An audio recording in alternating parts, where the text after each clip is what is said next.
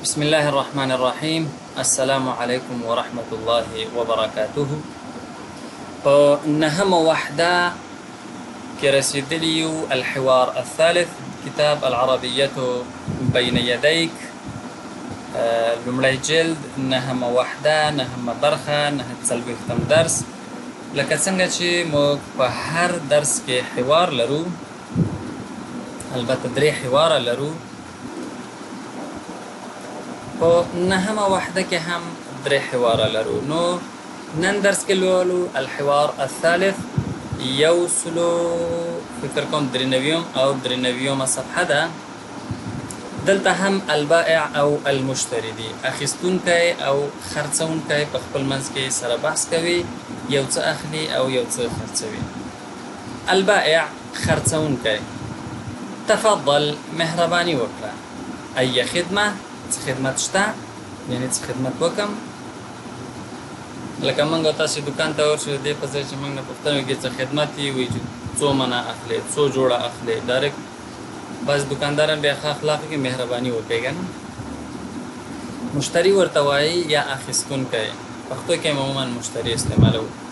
اریدو، غواړم، قمیصا، پښتو کې ورته قمیص وایي. لو سمحت، که اجازه مو وي، دا هم یو د ادب لپاره دی.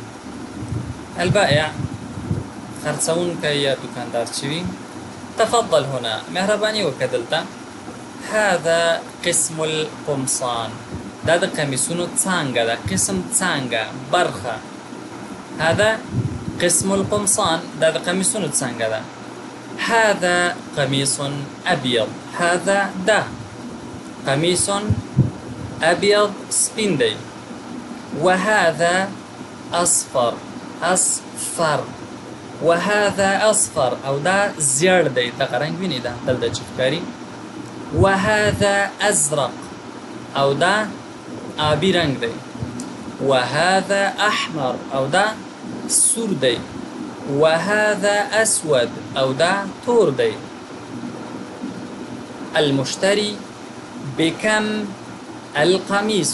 بكم، كم څو، بكم بڅو، القميص قميص دی، قميص بڅو دی. بكم القميص، قميص بڅو دی. بائع یا اخیستونکی ورته څه وایي؟ القميص ب20 دینارا، قمیص په 20 دیناره دی. البائع خرڅونکی ورته بیا څه وایي؟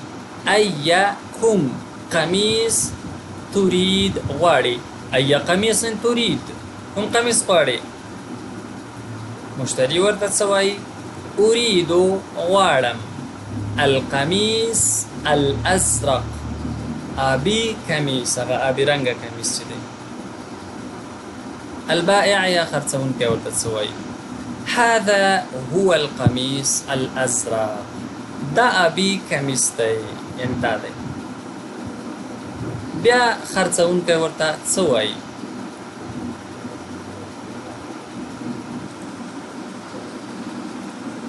خرڅونکی ورته وایي لدینا مکسرشته اثواب، جامع کالی، جمیلتون، خیسته.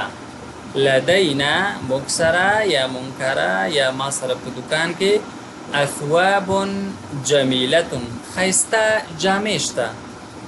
المشتری، مشتری ورته څه وایي؟ بکم الثوب، جامع په څو دي؟ بکم الثوب، جامع په څو دي؟ البائع دکاندار یا خرڅونکی ورته څه وایي؟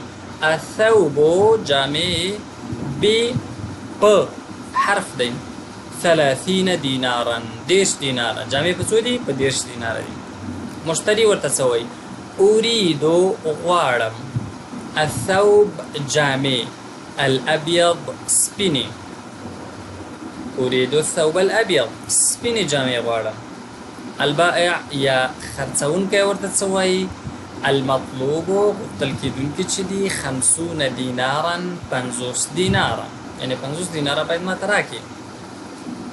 مشتری ورته څه وایي؟ تفضل، مهرباني وکړه، هذه 50 دینارا، دا 50 دیناره. یو ځل بیا روانه ترجمه کوو حرف په حرف نه. تفضل، أي خدمة مهرباني وكا خدمة شتا. أريد قميصا لو سمحت كإجازة موي قميص وارد. تفضل هنا دلت مهرباني وكي هذا قسم القمصان دا قميصونو څانګه ده برخه ده لکه دوکانونو کې مختلفې برخې وي که نه د پرتوګونو بیل وي د قمیصونو بیل وي د پتلونونو بیل وي هذا قميص أبيض دا سپین کمیس دی وهذا أصفر أو دا زیړ دی وهذا أزرق أو دا آبي دی وهذا أحمر أو دا سور دی وهذا أسود أو دا تور دی المشتري بكم القميص قميص بڅو دی البائع القميص ب20 دينارا قميص په 10 دیناره دی أي قميص تريد کوم قميص غواړې أريد القميص الأزرق آبي قميص غواړم هذا هو القميص الأزرق دا آبي قميص دی لدينا أثواب جميلة مكسرة ښایسته جامې شته بكم الثوب جامې په څو دي الثوب ب30 دينارا جامې په 10 دیناره دي أريد الثوب الأبيض سپین جامې غواړم المطلوب 50 دينارا 50 دیناره غوښتل کېدونکي دي تفضل مهرباني وکړئ هذه 50 دينارا دا 50 دیناره دي